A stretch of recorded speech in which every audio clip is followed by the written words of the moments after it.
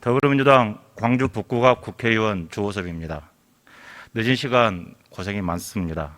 그리고 우리 국민들을 위해서 불철주야 노력해 주시는 여러 국무위원님께 감사의 말씀을 드리겠습니다.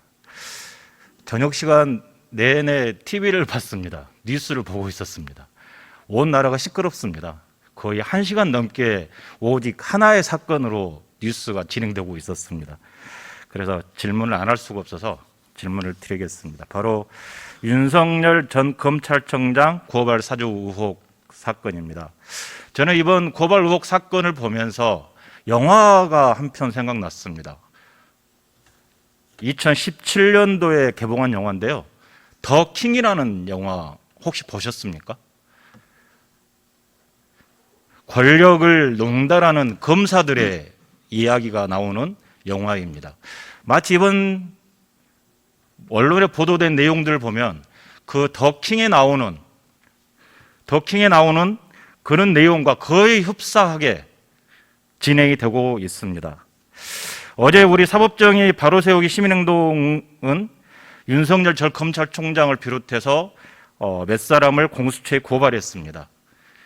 사법정의 행동대표는 기자회견을 통해서 윤석열 전 검찰총장 등이 관계된 사건에 고발을 공모해 야당에 사주하는 등 사적 보복과 여당 총선 패배라는 불순한 목적의 수사를 유도하는 데 직무 권한을 함부로 남용했다고 고발 취지를 설명했습니다. 특히 윤석열 전 검찰총장이자 현재 국민의힘 유력 대선 후보의 경우 수사 정보를 기초에 작성된 고발장을 제3자에게 전달해 선거에 부당한 영향력을 행사하는 행위를 한 것으로 보인다며 공무상 비밀 누설과 공직선거법 위반 혐의를 추가했다고 밝혔습니다. 오늘 언론에 보면 노컷뉴스 언론에 보면 김웅 의원님께서 손준성한테 자료받아 당에 전달한 것 같다라는 기사가 나와 있습니다. 그리고 야당의 아주 유력한 대선 후보가 대검 정보분석관은 검찰총장의 직속 기관이다. 총장의 양해 없이 이게 가능했겠냐? 양해가 없었다면 어불성설이다 라고 이야기하면서 박근혜, 이재용 당시에도 그 수사 때도 묵시적 청탁석이라는 죄를 물었다. 즉 이재용이 직접적으로 청탁하지 않았지만 박근혜에게 묵시적으로 청탁한 건이다 라고 이야기를 하면서 그 대선 후보는 만약에 윤석열 전 총장께서 이걸 몰랐다면 묵시적 지시성이다 라고 이야기를 했습니다. 이거는 엄연하게 공직선거법 위반, 만약에 사실이라면 공직선거법 위반이 명확합니다.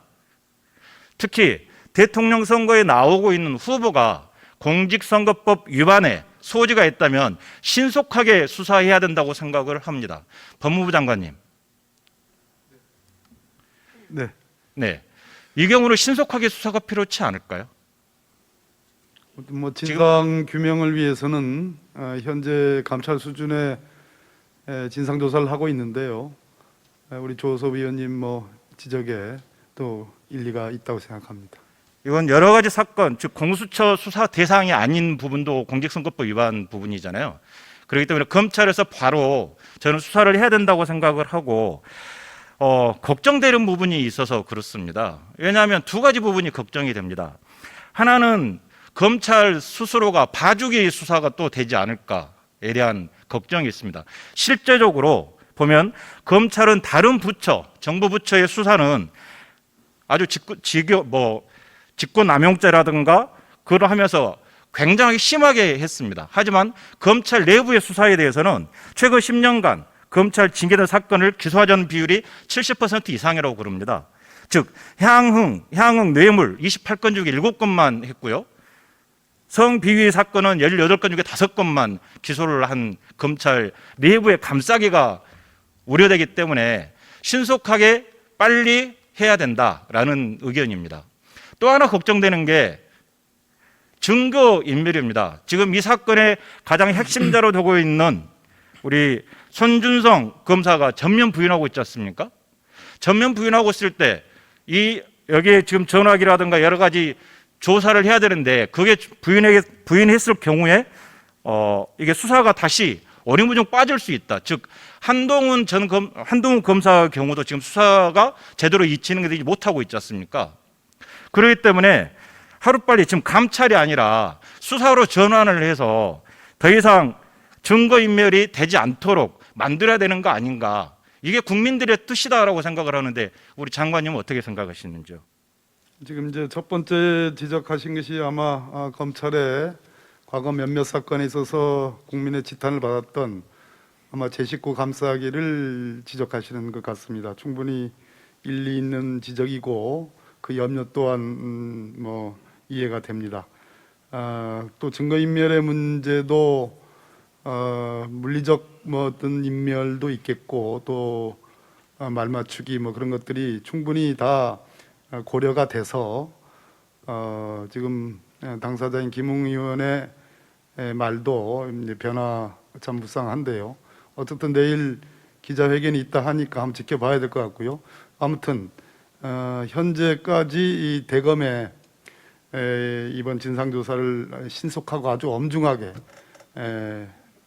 진행을 해야 된다는 점을 밝혔다는 것을 좀 말씀드리겠습니다. 실제로 가짜 수산업자 사건 있지 않습니까?